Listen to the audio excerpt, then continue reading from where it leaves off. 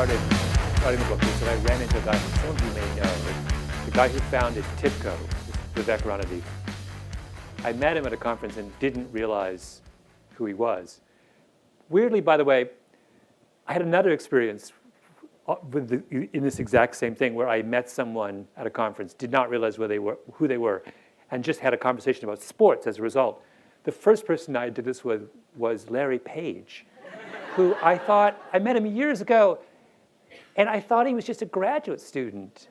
And I had no idea. And so I was like, where did you go to school? Oh, I'm from Michigan. So we just talked about Michigan State basketball for about 45 minutes. And then afterwards, people were like, do you know who you were talking to? And I had no clue. Anyway, I did the same thing with this guy, Vivek. So he started telling me about how he coached his 12-year-old daughter's basketball team. And because he's Indian, he had no clue about basketball. So he goes to, I can relate to that. Okay, good, just checking. There was no natural reason to assume he would know a lot about basketball. Underdogs. That's right, exactly. Although only India, a country of 1 billion people, could claim to be an underdog. So Vivek goes and studies in his kind of software engineer kind of way, goes to study basketball games, and becomes convinced that Americans are completely irrational in the way they play basketball, because he doesn't understand why, if you are the weaker party in a game, you don't do the full court press all the time, because you're going to lose otherwise, right? And by not playing the full court press, you are allowing your opponent to do precisely the thing that your opponent excels at, which is to pass and dribble and execute choreographed plays. Why would you speed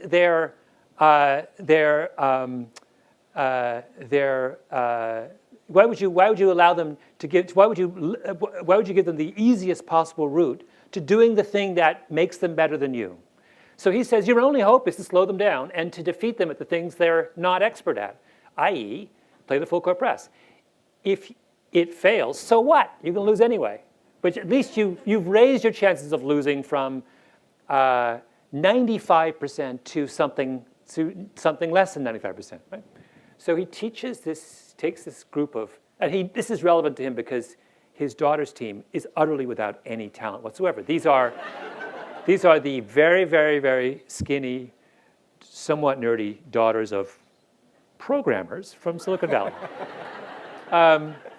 So he does this, and his strategy is, you're not going to learn how to shoot, dribble, or pass.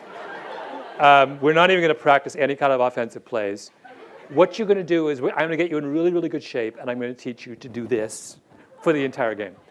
And what happens is that if you do this for the entire game in a basketball game made up of 12-year-old girls, the other team will not advance the ball past midcourt.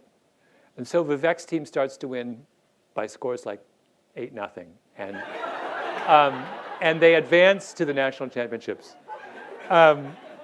It's such a hilarious story. And of course, the opponents are so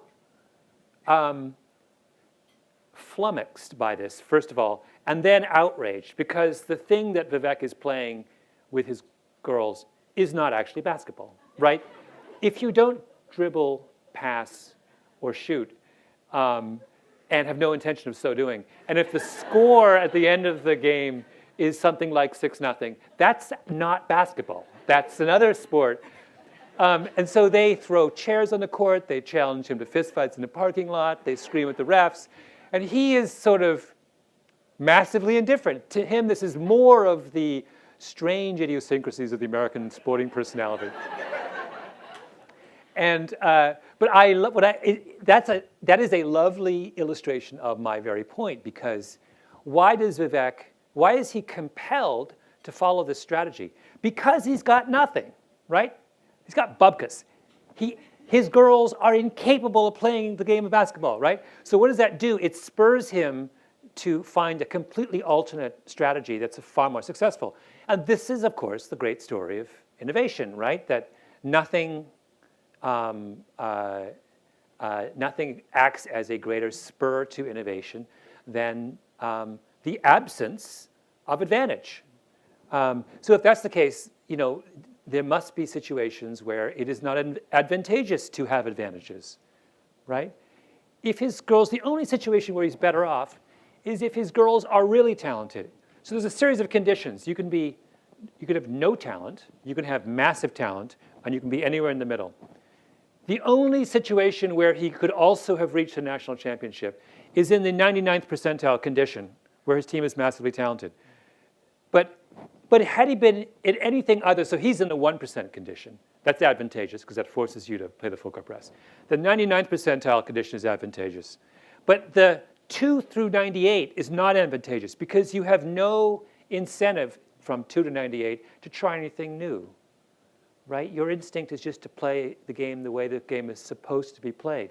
So had his girls been even a little bit better, they would have been worse off, right?